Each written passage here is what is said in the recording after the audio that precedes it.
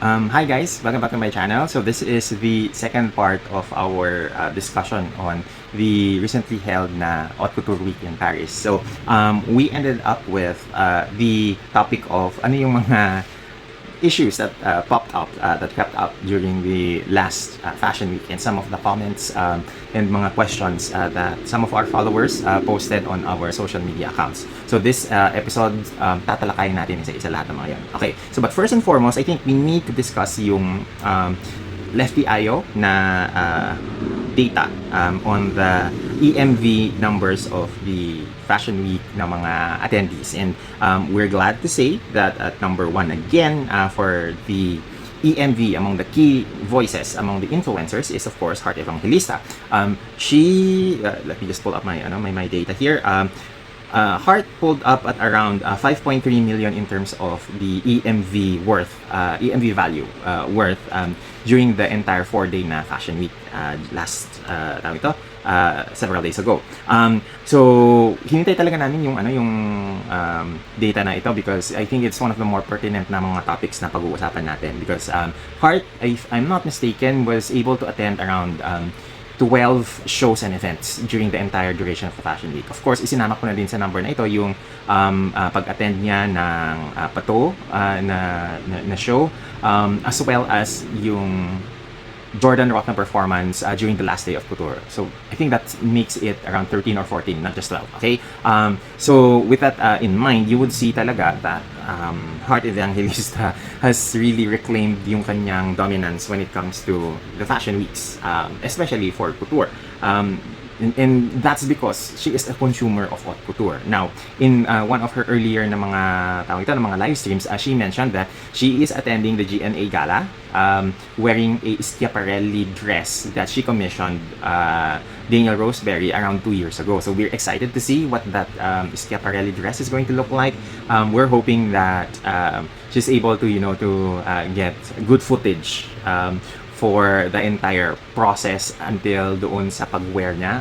We hope we get some videos of her fittings, ganyan, so that we will be able to see yung process ng pagbuo ng buong look for her. So that's one of the things that I think we are going to be excited about.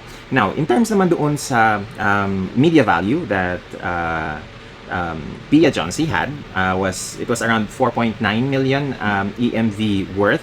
And that is attending, if I'm not mistaken, around 6 or 7 namang hosts, around 6 to 8. Let's leave it at that ballpark. Na mga shows in this season. So we're glad that in terms of the overall na landscape ng landscape ng couture this season, nag-number 1 pa rin ang mga Pinay. Especially with Heart, being very visible in in the EMV na mga numbers. We're hoping na later on yung NIV naman na values by Launch Metrics will be released soon, so that we can see yung yung consistency throughout different na mga measurement na mga different measuring na na metrics ng launch metric versus Lefty IO. Okay? Now, there was an issue earlier regarding a copycat of a Zimmermann dress of Pia versus Heart. And I think it has been known that there have been several instances na madalas kinokopya ni Pia allegedly yung mga ginagamit ni Heart. Now, we've discussed this. We have extensively researched back on the instances na nangyayari ito, and I will be linking up yung video on that maybe on the description later. But what I want to stress on is that if you are an influencer, it becomes really, how to say this? It doesn't look well if karamihan ng content mo, karamihan ng mga things that you do for your personal brand looks like it's copied from somebody else's somebody else's personal aesthetic or way of doing things. I think that's clear. You need to find something that makes your content unique on your own. And this is something that is across not only influencers or celebrities. It's something that I think across even brands themselves are trying to do to differentiate themselves, to be able to define what is their personal aesthetics, what define yung kanilang brand aesthetics, yung visuals that define them as a brand.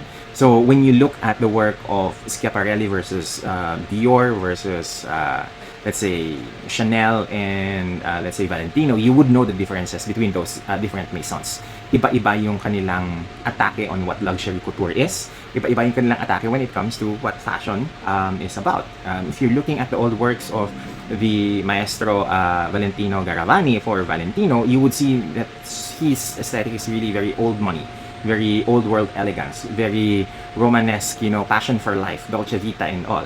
Samantalang when it comes to Karl Lagerfeld's Chanel before, you would see, a very gaman look, very boxy silhouettes, a mastery of embellishment, techniques on embroidery that really differentiates yung Chanel niya from other maisons. So this really is something that brands do, and I hope that influencers would also do themselves. Dahil iba pa din kasi when you have your own personal aesthetics and you are able to communicate that with your audiences, with your output, with the creativity of your the way that you style, with the creativity that the way that you present yung content mo on social media. Now, when it comes to the issue naman of borrowing, because there has been some issues on some clothes, especially couture clothes na napunit, na nagkaroon ng damage when an influencer or celebrity, borrows it. Lalahatin na natin ito, not just one specific na tawag nito, one specific na influencer. Usually, there are security measures or safety measures in place by the brands. Some brands would have a safety net of sorts when it comes to loaning clothes. So minsan, bago ka makapanghiram sa kanila, meron kang ibibigay na number ng credit card in order for them to feel secure na kapag pinahiram nila ito, na damage mo, aanhin nila ito. They will charge the repairs or the item to that credit card. In some cases naman, may mga kontrata yung mga yan that return kapag return the item in good condition, na nalabhan siya or na dry clean siya before you return to us. In some cases, may mga brands naman na wala talagang safety measures in place na kapag ipinahiram nila sa'yo, bumalik sa'yo na warak, that is the cost of doing business for them. So, it depends on the brands. Hindi lahat ng brands pare-pareho ng protocols when it comes to loaning. So, there are brands that would be more generous na kapag nasira, then it's okay because kaya naman nilang indahin yung costs. There are some brands, however, that because they only do couture or they only do, one of a kind na mga pieces, that it really is a heavy investment on them to create a couture piece. So, for example, some brands that don't have a ready-to-wear line are the likes of Iris Van Herpen. And lahat ng mga gawa ni Iris Van Herpen, usually they are really very technical in terms of the craftsmanship, in terms of the workmanship. Sometimes, naka 3D print pa yung mga yan, and sometimes they don't loan those really very difficult pieces to wear unless it was commissioned by the wearer, unless it is paid for by the wearer. So, when it comes to yung mga ganitong mga issue, sometimes hindi talaga maiiwasan na dahil either mainit ang panahon, natunaw yung makeup ng nagsuot, kumapit doon sa puting garment yung mancha. So, there are ways na some brands would say na bago mo ipa-dry clean, sabihan nyo muna kami kung may na-damage. Or kung may na-damage, huwag niyong galawin. Ibalik niyo sa amin na kahit na may sira na, kami na lang bahalang mag-ayos or mag-repair. Some brands do that, some brands don't. So it depends on a case-to-case basis per brand kung ano yung mga protocols nila when it comes to loaning garments.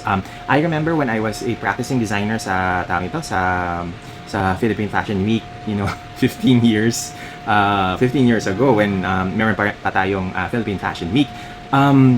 May mananghiram na instance na nadumihan nila or nabutasan nila yung garment, and then those people who loaned, who borrowed rather yung garment from me, sila na yung nagkusa na we're just gonna pay for the entire garment dahil kami naman yung nakasira. So there are those cases. May mga horror stories din naman na Actually, na fashion police pa nga ito at one time na may isang stylist na nanghiram sa isang designer ng isang garment, tapos nakita ni designer na suot-suotan na ng ganitong celebrity or ng ganitong ibang tao yung garment. Yun pala ibinenta ni stylist yung garment na yon.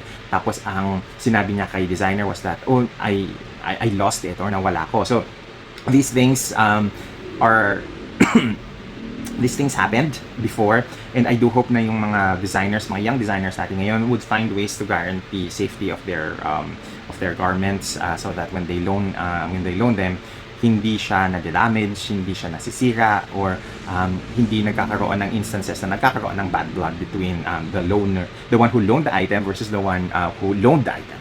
So the technicality here is really in a gray area kung sino ba ang magbabayad kung may mga na-damage. Sometimes it is a case-to-case basis kung ano yung mga agreements between designer A versus designer B versus the one who borrowed it or the one who loaned the item. Ang importante dito is that in order for us to be able to professionalize this aspect of this industry, kinakailangan that kapag may mga instances na ganito na may sira, may konting mancha dahil ginamit sa makeup, we tell the people who are involved that this happened, and this is our liability, ito yung liability ninyo, let's talk about it. Kinakailangan kasi at the end of the day, iisa yung pinag-uusapan ninyo and yung agreement ninyo, at hindi yung magkaroon ng he says, she says na instances.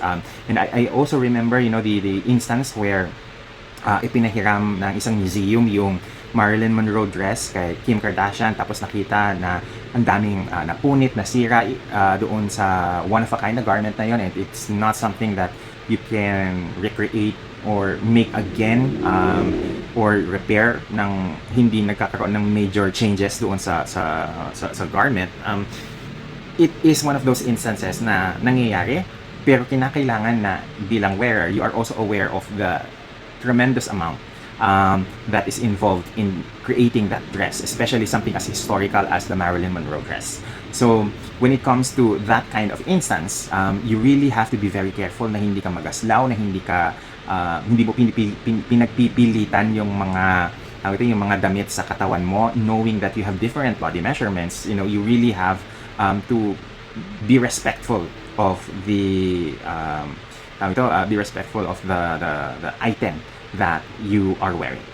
Okay, so now let's talk about what happens after the couture week, because as you can see, for Heart Evangelista, she has now several gigs that is lined up ahead. Even during the fashion week pa lang, nabanggit na niya that she's not going to do the entire 4 days na fashion week na lahat yon a-attendan niya karamihan ng mga shows that she's invited to. She mentioned that while in Paris, she also booked some gigs where she had to do a couple of magazine shoots, magazine covers, and then may endorsement siya na kailangan niyang gawan ng content on. So after Paris na couture week, she immediately flew back to the Philippines. May mga inaayos siya with her Luxel business, because currently is still sold out on several online platforms and several stores yung kanyang Luxel na Centella Sun Serum. So she's making sure na she's able to restock yung mga shelves for that product. And as well as right after her stint at Paris, fly na ulit siya kaagad sa Bangkok and sa Singapore for a couple of events. So she's currently in Bangkok while we're shooting this video. She's currently in Bangkok for a Fendi na event, and then she's flying to Singapore for another series of mga racket and gigs. So I think that is a good illustration of how to use yung visibility mo on Fashion Week and making it work for you in terms of having a return on investment. Kasi it's not a good optic na pagkatapos ng Fashion Week, wala nang nangyayari, or tulog na naman yung content creation mo, or tulog na naman yung social media mo dahil wala ka nang may post. It is important that you funnel back whatever amount of eyeballs, amount of views, impressions that you have during the Fashion Week into tangible ways that you earn back the money that you've invested. So this is where I think super important yung pagiging business-minded natin, dahil you need to find ways talaga na bumalik din sa'yo yung mga perang ginasta mo, dahil hindi naman forever na dapat palabas lang ng palabas ang pera. So this is where I think Hart and her team are really very smart, because they are able to channel lahat ng mga lahat ng mga opportunities that they had at Fashion Week into something tangible na may balik sa kanila when it comes to the amount of money that they have invested on all of these shows. So right now we see na sold out madalas yung mga Luxel products ni Hart, and then we also see na right after the Paris Couture Week, meron na siyang mga gigs right after. So yun yung kind of return on investment that I hope a lot of other social media influencers have. Now, I also want to address the issue, or rather a comment or a thread that happened on Reddit. It was in r/Becky's of Pageantry, where there was a commenter or a thread starter who mentioned that nasasad siya doon sa development or the lack thereof of development doon sa career ni Catriona.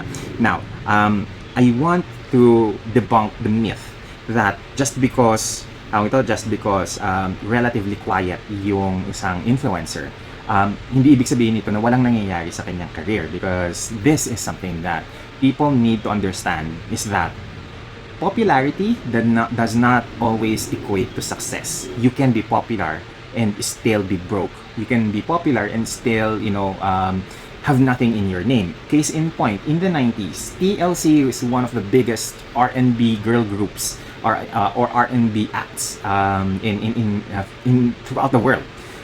Anything na nire-release nilang kanta, it always charts. So people think that because they are popular, people buy their albums, people listen to their songs, that they are financially successful.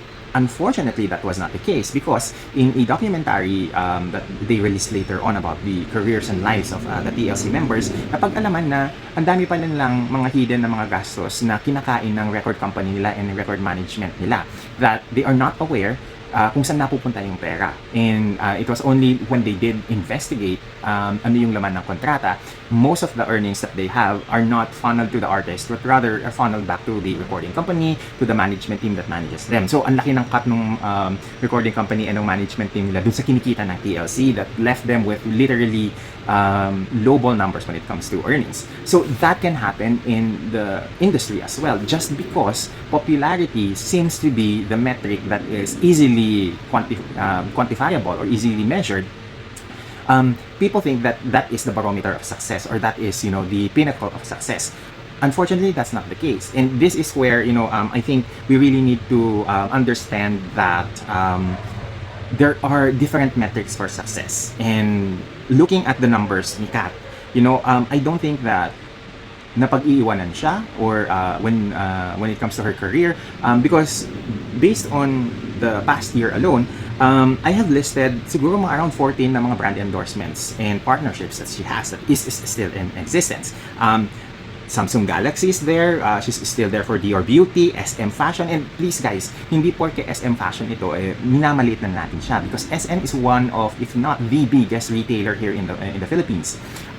This is why kapag tinignan natin the list of the people who are the most successful or the most financially successful, sino yung mga pinakamayayamang mga tao sa Pilipinas, yung pamilya ng C who own SM is on the top 10 na list, at hindi lang isa, dalawa, kung minsan apat sila na nandoon sa listahan na yon. So let us not minimize na porque SM na pangmasa lang siya, it doesn't mean na hindi kumikita yung mga tao behind that or behind the brand. Aside from SM, she still has, Catriona still has H&M. She also has, NARS explicit lipsticks na in-endorse. She actually had a event with Ren sa Glorieta.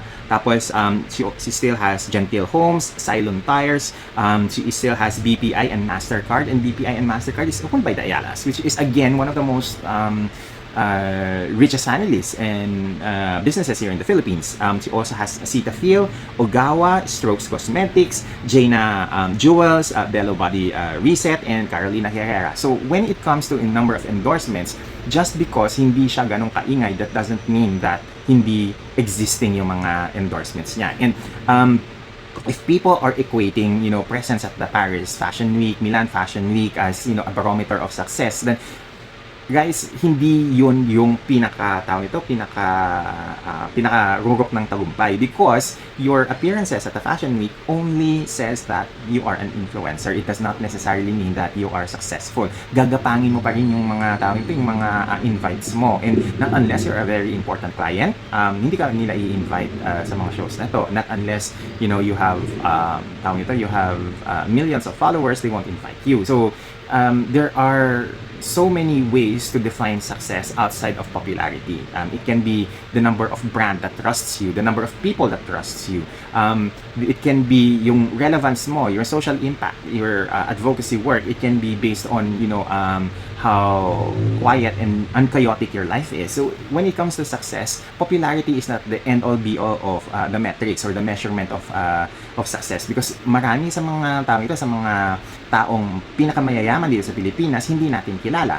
So these are things that I think we need to open our eyes on. And also there is this comment within that same thread on Reddit by Bicycle Series 5476. Sabi niya, let's not forget, real legacy isn't just built on Milan Fashion Week appearances or viral campaigns. Sometimes it is how you show up for conversations that matter, how you choose quiet consistency over spectacle, and how you evolve in a way that feels true to you, not just algorithm friendly. Maybe she's not chasing traditional markers of post-Miss Universe fame, but what if that's the point? Maybe she's creating a new standard where impact is measured in integrity, not just impressions. So I think that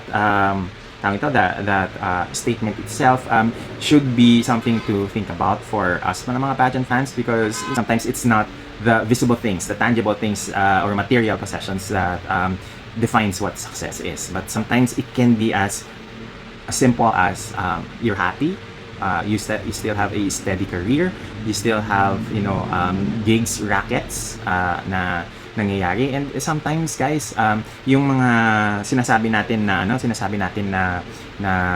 mga baryo-baryo, mga regional pageants, mga provincial pageants, sila pa yung malaki ang pasweldo. Sila yung malaki yung yung mga talent fees. And I would not be surprised na kung minsan willing mag-spend ng kalahating milyon, willing mag-spend ng 1 milyon ang mga ang mga provincial na mga pageants for big name artists like Catriona to host their to host their pageants. So maybe instead of generalizing what success looks like, we have this mentality that success might look differently depending on what optics you're using, or what metrics rather, not optics, you're using to measure success. So yun lang. I think we have discussed so much in this second episode, and I do hope na sa mga susunod na mga episodes natin, antabayanan niyo pa din yung mga thoughts natin and opinions on issues on pageantry and fashion. And I do hope that before we end this episode, you subscribe to our channel and hit the like button on this YouTube episode. So that's it.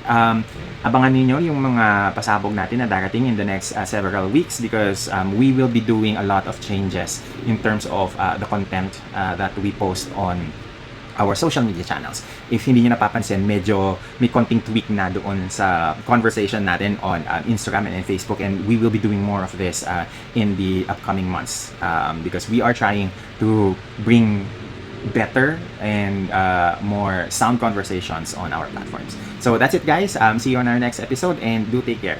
Bye everyone.